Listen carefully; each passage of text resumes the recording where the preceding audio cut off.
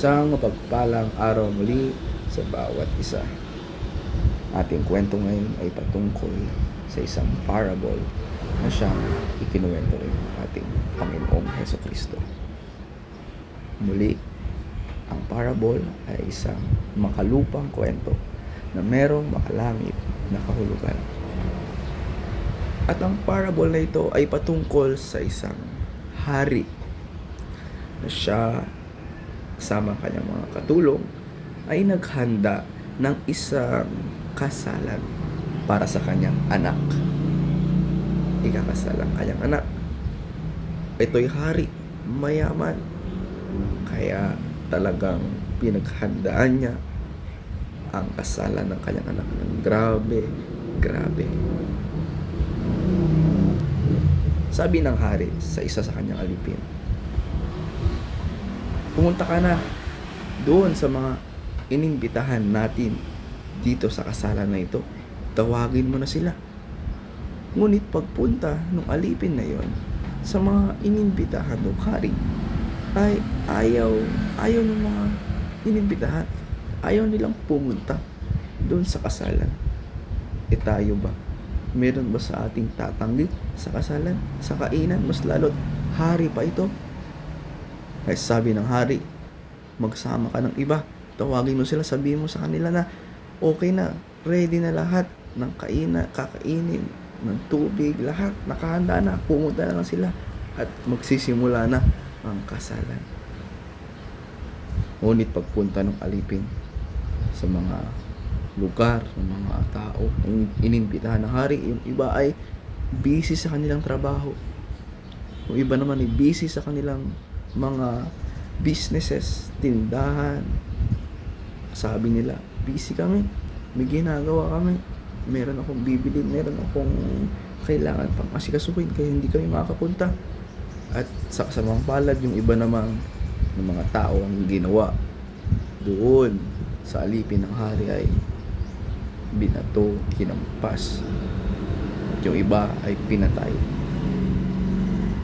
Dahil doon nakarating ang mga bagay na yun, ang balita sa hari. Grabe ang galit ng hari. Ang ginawa ng hari, pinadala niya ang kanyang mga sundalo, ang kanyang army, at sinunog ang mga bahay ng mga tao na iyon. Pinagpapatay sila.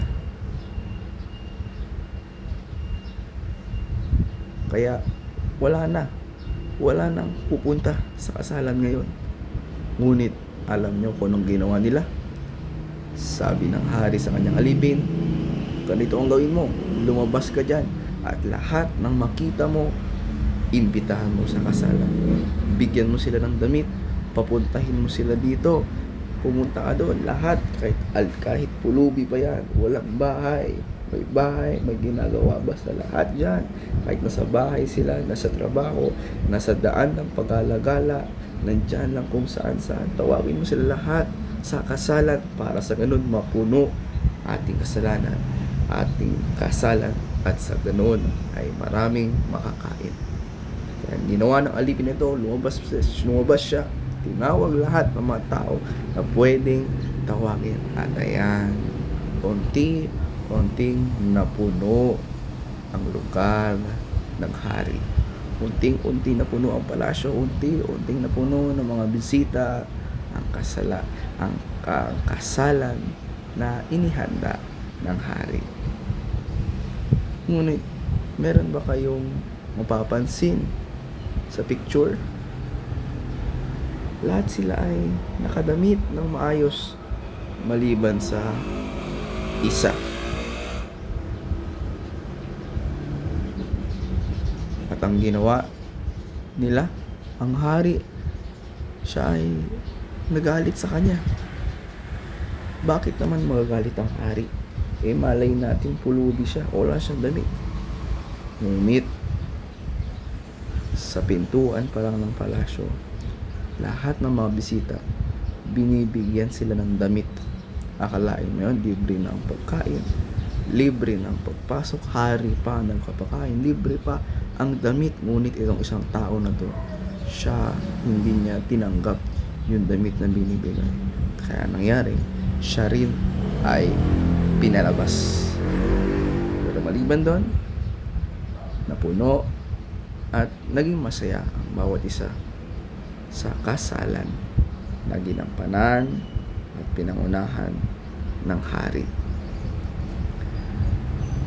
Kaya nga, sa atin din, bilang mga bata, ang Panginoon, tinuturuan niya tayo. Kaya meron tayong salita ng Diyos. Tinuturuan tayo ng magagandang asal. Kaya meron tayong mga Bible studies.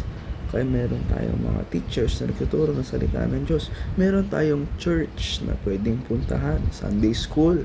Nandoon ang mga teachers natin, si Ma'am Dayan, si Pastor, para tayo ay tuturuan. Tayo ay iniimbitahan sa kasalan ng Panginoong Jesucristo. Ngunit ang nakakalungkot, sinasabi ng iba, ay may gagawin ako. Naalala niyo yung kanina, yung mga tinawag sa kasalan, meron silang ibang ginagawa. Kung maraming bata ngayon, ayaw pumunta ng Bible study, anong ginagawa? Naglalaro, yung iba naman nag-aaral, at yung iba naman, yan pa ang ginagawa nila. Anong ginawa sa alipin? Sinaktan, binugbog, pinatay. Maraming mga ganyan na mga kabataan, mga bata na inaasar pa yung may bit ang Bible. Pero ang gusto ng Panginoon sa atin na lahat tayo ay pumasok doon sa kasalan, na lahat tayo tuwing linggo meron dong kainan ng salita ng Diyos. Kaya dapat hindi tayo mawawala. At katulad ng ginawa ng alipin, siya ay nagyaya ng lahat ng mga tao na kanyang makita. Kaya ikaw din, yayain mo din ang mga kakilala mo, kaibigan mo, makikita mo dyan, sabihin mo, tara, punta tayo doon sa kasalan ng hari. Punta tayo doon sa simbahan ng Panginoon. At doon, makakakain tayo, matututo tayo ng salita ng Diyos.